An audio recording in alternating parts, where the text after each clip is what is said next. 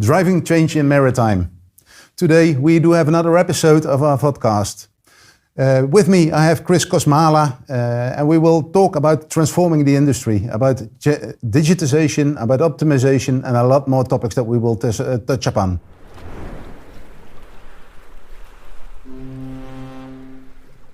Kris, are you there? I'm here. Thank you very much for the invitation to have this conversation with you. This is going to be very interesting. Yeah, welcome on the podcast. Maybe it's good for the audience to share a bit more about your background, Kris. You've been in the industry for quite a while, looking at your resume, but could you please talk us through about how you ended up where you are currently? Yes, I don't want to add up all of the years that I spent in the industry, so let's just stick to the 20 years. All of these years were in essentially introducing digital solution or digitalization of the processes in maritime. I started in container shipping lines, then migrated to ports, then migrated to port authorities, then returned back to shipping lines, and now back with ports. So a storied history, mostly in the space of containers, but also some of this in the break bulk and bulk operations. Yeah. I think in these years you must have seen many changes happening over time. I think if you look at that, what are the biggest changes that you have seen popping up in the industry? What are the remarkable things that you have seen? I would say the remarkable things are the advances in technology that is being embedded into the equipment. We can now operate the equipment not just remotely by a driver, but essentially by the means of mathematical optimization and artificial intelligence. The Internet of Things on the equipment currently used in ports is significantly more advanced than it used to be even, let's say, 5-10 years ago. We are slowly we're departing essentially from comparing how automated terminal performs versus the manually or semi-automated terminal operates.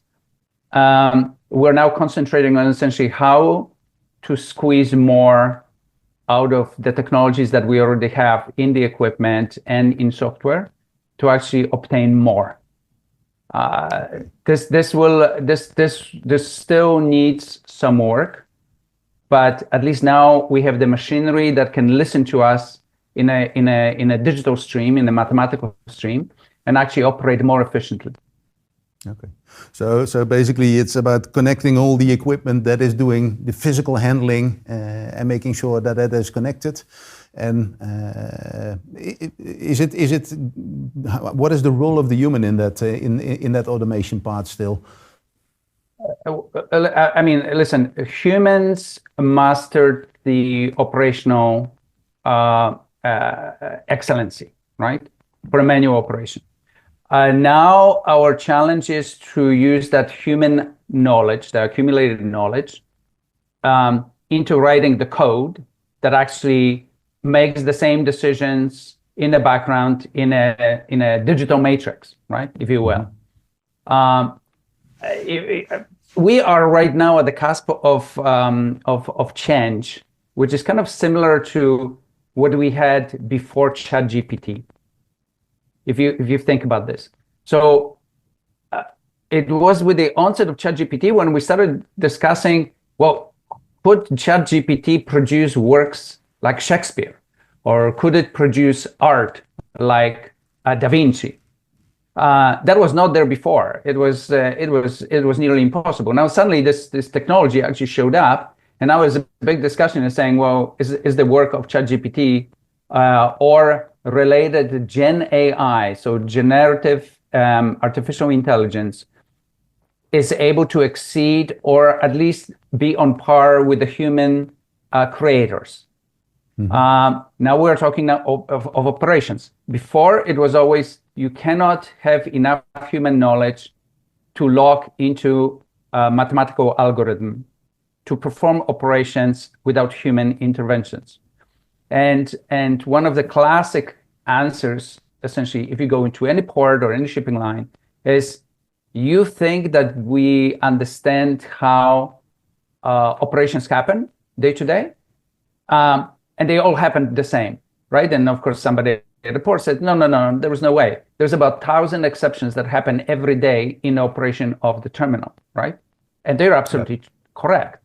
So therefore, the automation of old, driven by algorithms of old, was just simply not meeting the expectations of the customers. I mean, I don't want to recall any specific situations from any specific terminals, but I can tell you this, that we're trying to lock in human knowledge into mathematical algorithm for at least 3 decades. And we have not succeeded. But now suddenly AI crossed a threshold, and we can say now, oh, this could actually work. And we probably will not need quantum computing to generate proper decision quickly enough to act on every single occurrence of an unexpected event that we encounter day in, day out in the terminals. And what is that? What is causing that? What is the thing that changed with Gen AI? Because AI, machine learning, has been around for a long time. So what is the essence actually that did change in this in this paradigm? Yeah, let me just be clear. Gen AI itself, it's not doing anything for the operations of the terminal. What I'm trying to say is that the knowledge of mathematical programming, the algorithms that we are developing, we now reach the point where these algorithms are solid and they can perform actually in this highly changing, highly dynamic environment of the port. So I only use ChatGPT as an example for the creative side, right? But the Gen AI is really not something that we would use to drive operations of our cranes, operations of horizontal transports, operations of the yard cranes, and transfers through the gate. It's the advances in mathematics that are helping us. That is embedded into the algorithms that we are now using. So now it's the next step that we're waiting now for is we actually don't want to hire our own data scientists. We don't want to hire our own algorithm builders. We would like this to be embedded in software that we buy to operate the terminals, like terminal operating systems, yard optimization, crane optimization software. We would like to have it out of the box, obviously, because it is incredibly difficult to build it yourself. It's expensive, it takes time, and because every terminal is unique, we would have to expend tremendous resources inside the company, inside the terminal operation, to actually spend money on IT to get ourselves better. So that we're now waiting now for these advances to be firmly embedded into the software that is available to us. Yeah, and it's an interesting point that if you think about it, one of the things we have encountered, I have encountered many times in introducing technology into these operational environments is that people tend to trust people and are capable and able of dealing with people, even though sometimes things go differently as expected. However, once it is transformed inside of a computer, people tend to be more harsh. They tend to be very more expressive, saying like, it's not working, it will not work, it will never work, predicting it to the future. How do you feel like this change in AI, or what AI is bringing at this point in time, is different from the other technologies? I mean, listen, there's no way to replace a human-to-human communication. I mean, why do we trust each other? Let's say in a one-on-one conversation, I'm looking at your face, I'm looking at your body language, I am looking at your behavior, I'm listening to the cadence of the speech that you're making, right? We build the trust. Of course, we exchange little things, pieces of information, which confirm that I actually know what I'm talking about, and you actually confirm that you understand what I'm talking about, right? And it's applicable to solving your problem. We have no such relationship with a computer program, with the algorithm. We cannot observe it. There's no body language. We cannot see whether this thing is smirking at us or whether it's actually making a very well thought out a face. We're saying, I'm really thinking about it, right? So we cannot change this, and you cannot interrogate an algorithm and saying, what do you think? We're not there yet, right? Or why did you arrive to this particular decision? Because it mathematically arrived to this decision, but we cannot say, hey, wait a second, stop here. Why did you do this? Why did you decide that these two cranes operating on a single block should actually not approach each other within less than 7 meters, let's say, right? And will that change? Yeah, maybe, possibly. But what it is actually now we have a greater control over the algorithms that are actually driving that behavior of the machinery. That is making us more trusting what the computer is deciding for us to do. Okay? Yeah. Now, this is something that is playing out very differently in very different cultures. So, for instance, you can see in the United States, for instance, East Coast, right? There is a total disbelief that a human can be replaced. It's not just a matter of protecting the jobs, but also saying the humans are just simply much more intelligent in the terminal environment than the technology ever will be. That's combining the software and the hardware, right? But in some other cultures, it's much easier to actually accept that this is happening. You see it in Asia to a great extent. There was fantastic examples of the ports in Asia which actually moved much faster, and they're much farther ahead, let's say, comparing to the American ports. But this needs to be now propagated around the world. That is, we need to find a way to show these good examples and to say they're operating as good as humans. That is the algorithms and the software. It will be very difficult to overcome this, and I realize that partially it's a cultural issue. But we have definitely advanced now with both the theoretical knowledge of what mathematics can do and what AI can do for us, and also we have advanced in terms of intelligence of the machinery itself. So that was not there before, right? You had maybe 50 sensors on a crane. Now we have 500 sensors on a crane. It's a very, very similar situation to Boeing versus Airbus, right? When you're looking at 8,000 sensors, let's say, for a simple operation of the wing versus 80 sensors before, okay? So now we can actually imagine that eventually, you could guess, maybe AI could be the pilot of the plane because it receives information from so many more data points than before. Our cranes operating on the berth, operating in the yard, operating at the gate, they also have significantly more technology of the sensor technology that has been embedded. The next step that we're very close to is embedding artificial intelligence onto the machinery. This is the edge. We refer to this as an edge AI. Again, we could not operate a small footprint AI in the past, but that's the past. The modern thing is that we can now operate in a much smaller footprint of CPU and the RAM, and actually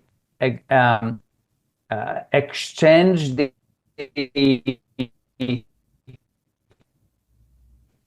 decisions on the machine at the edge.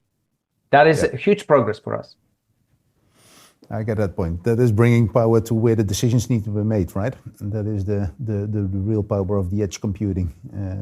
Not having to connect everything, but also having the local knowledge on that part. Correct. It is very difficult Yes, in a terminal, it's very difficult to make decision by observing something on a camera. There are things on the ground that are happening at a very high speed, which is impossible to capture by CCTV or even a high live video stream. We just simply don't have enough of that visibility. So Edge AI, which is the machine or the AI embedded directly onto the machine, is going to be the next step. This is where the machine will be able to decide this without the human observing this from a kilometer away. One more question, which I really found interesting, is also you mentioned, you've been traveling the world, you have been doing implementations all around the world. You mentioned the different cultures that you see around the world and different ways of using technology and accepting what technology is bringing to the table. Yet, if we think about logistics, if we think about the whole maritime industry, it's really a global industry where we are connecting local cultural nodes with other local cultural nodes with a lot of dependencies. How do you see that play that out? Will it become a kind of culture which is on top of and making use of the different cultures that it's embedded in? So is the company actually the driving force, or is it the collaboration in a different manner that will facilitate that? What is your take on that one? I think it's really the company. When you think about this, we do have a few terminal operators, global terminal operators, which are learning fast. They are experimenting, just like Amazon, essentially in the past. They are not afraid to take some risks. If we call the names, it's somebody like DP World, PSA, Singaporean operator. I would say maybe even we can add Hutchison to this, and there will be more of these operators, right? Because we actually have more companies in this space. They do have money, they have access to technology, and they have willingness to experiment, using either their own resources or smartly embedding external resources to help their internal people. And I would say that is going to be the key factor in propagation of the different approach to run the terminals to the rest of the world.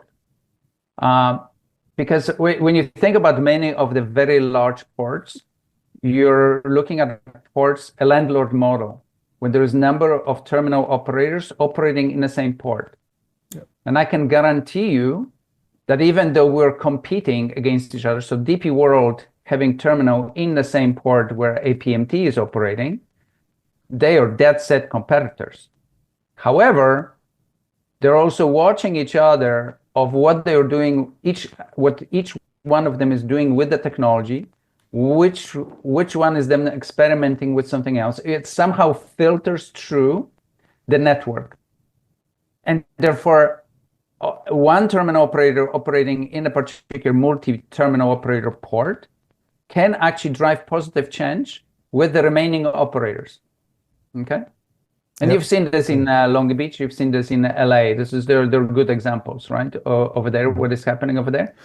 We have not had similar ports maybe on the East Coast of the United States. In Europe, obviously the big story is everybody's watching what operators of the terminals in Rotterdam are doing and in Antwerp. Now Hamburg will be probably catching up, having this big investment by MSC. And obviously in Asia, we're watching what Shenzhen, Shanghai, and Singapore are doing, because this is where the great amount of innovation is happening in a positive way. What I found interesting is the three companies you mentioned, DP World, PSA, and Hutchison, are terminal operators. They are not the shipping lines. Is that by accident that you use those examples, or is there a difference? What is the driving model between a shipping line and a terminal? Yeah, I think that's it's interesting, right? It's like thinking, oh my God, I should have been talking about Hanseatic, which is the old Hapag-Lloyd terminal operator, right? But I think if you're independent operator, which means you're aiming to serve any shipping line, and that's DP World, that's Hutchison, that's PSA, even APMT. In fact, we're thinking APMT being part of Maersk, but the APMT actually runs a number of ports, which are terminals in ports where they're open to anybody who will call on them. And I would say that there's probably more desire to please multiple customers. If you're a terminal operator, which is more intricately tied into the operation of the shipping line, okay, you probably only concentrate on satisfying that shipping line. Therefore, your innovation may not be as broad or as aggressive as, let's say, if you're serving multiple shipping lines in your terminal. Okay, it's not to say that there will be no innovation related to the captive terminal operators, which are related to the carriers. Okay. No, that's clear. But it was kind of interesting that you mentioned that one. I think we've been talking a lot about what technology is bringing to the table, the mathematical optimization, the capabilities that have been developed. On the other hand, we also do have this discussion of sustainability. Do you see that as a driving force in the industry and what is happening in the maritime industry at this point in time? Is this the thing that will also help change? Yes, it will help the change, but you have to remember that terminal is a business operation. There's a profit and loss company, right? So we operate like a business. The gains that we experience, let's say, in sustainability, contribution to global warming by reducing the carbon emissions and so on in ports, that's important, but that is not the key driver. The key driver is really to increase your profit, the net margin contributions from your operations. And that means that sustainability is still going to actually improve. So essentially, the environmental impact of the ports is going to get reduced because of the technology that we're using, but we're using this technology really primarily to improve ourselves in terms of the bottom line, right? Yeah. So for instance, a better operation of the cranes at the berth means we can release the vessel faster, right? And releasing vessel faster means that we can clear up the berth and prepare for the next ship, which means they do not wait. They do not sit in the anchorage, right? Yep. Therefore, emissions are reduced. Okay. Now, we all would like to experience the ideal world of aviation. The just-in-time arrival is a big thing, right? If the ship comes in just in time and the port service is already just in time and the terminal is ready just in time, nobody waits. There is no wasted cycles. There is no pollution. There is no environmental impact. However, we are very far away from this. If you look at the statistics right now, most of the ships coming into ports are delayed. I'll say 50-50. Chances are that the 50% of the ships are going to off schedule. That creates problems at the terminal, the scheduling of the berths, scheduling of the equipment, scheduling of the people. When you have these problems, emissions increase, consumption of energy increases, people time consumption increases. So we're making the gains regarding the sustainability, or what we broadly define as sustainability of the port operations. But until we can fix it, so everything kind of comes in and happens on time, and there's no waste of energy in a process of waiting, we are probably not going to see sustainability as the key driving force behind changes that we're seeing in the port and the terminal environment. On that part, I'm with you. I think on the operational perspective or the financial perspective, that is going to be hard. But I think it could be different if legislation kicks in and there are constraints being put on over and year over improving because it's the license this to could be, operate which is connected. Let me give you an example. Right? So let's imagine you're operating RTGs in your yard. Right, so this is diesel-operated RTGs. Let's imagine that 50% of the ships coming into your port are delayed; they're off schedule. Now, what is happening? We pre-organize containers in the yard in such a way that when the ship is in, we can quickly discharge the containers from the ship and put it into empty positions in our import yard, and quickly load up the vessel from the containers pre-arranged in the zones in the export yard, right? Now, what is happening when the ship comes in late? We have some parcels that actually have to be changed, which means we have to perform number of what we call empty moves when we rearrange the containers again because the vessel schedule has been delayed. Right? Yep. And therefore, all of these empty moves generate cost for us, but sustainability-wise, they generate consumption of energy.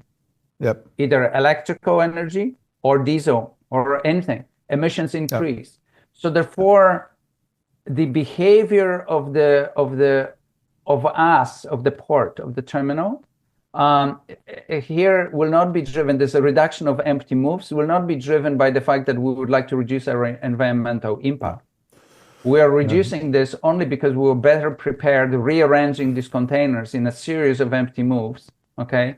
Moving containers around, preparing them for a vessel that has been delayed. If all of the vessels suddenly start coming on time, every time, you will see tremendous impact on sustainability because the consumption, the emissions from the terminal will actually decrease dramatically. Yeah, and I think that is part of the game, right?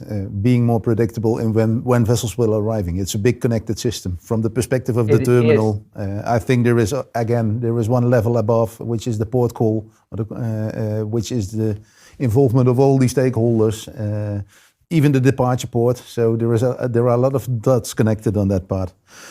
Kris, I want to wrap up, but maybe a last question for you. And I ask this question often, is there something that a lot of people do not understand about the industry and that they should understand that is not seen?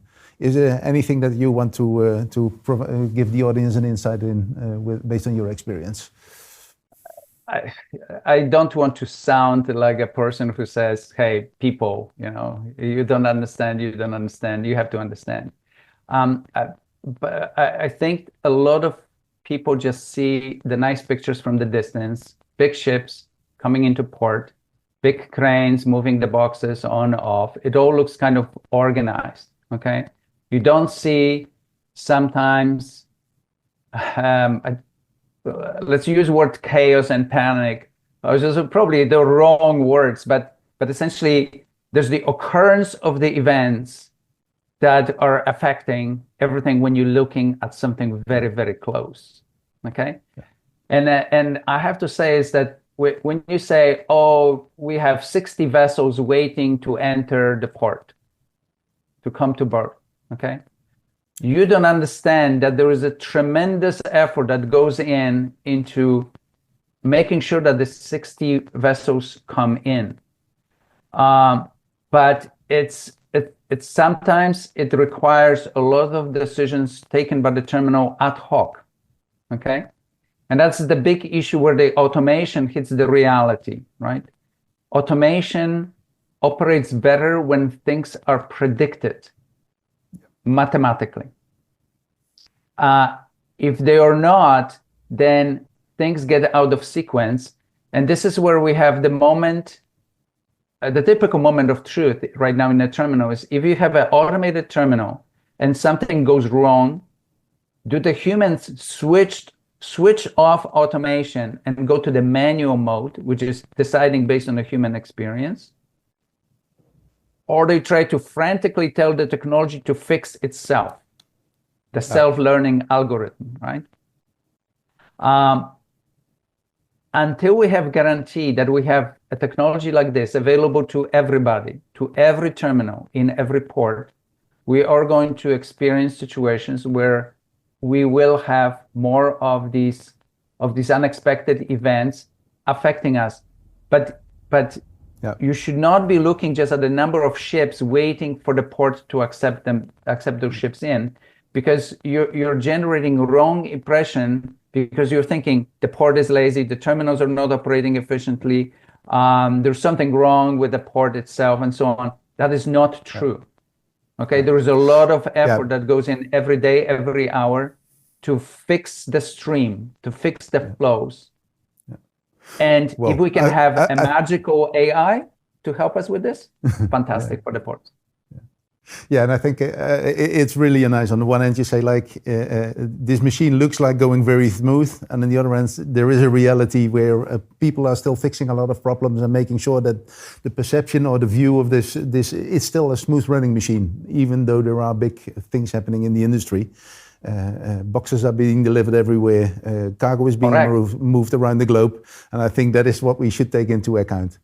Kris, I really would like to thank you for the interview. I really had an interesting conversation, learned a lot of new things again, and thank you for this.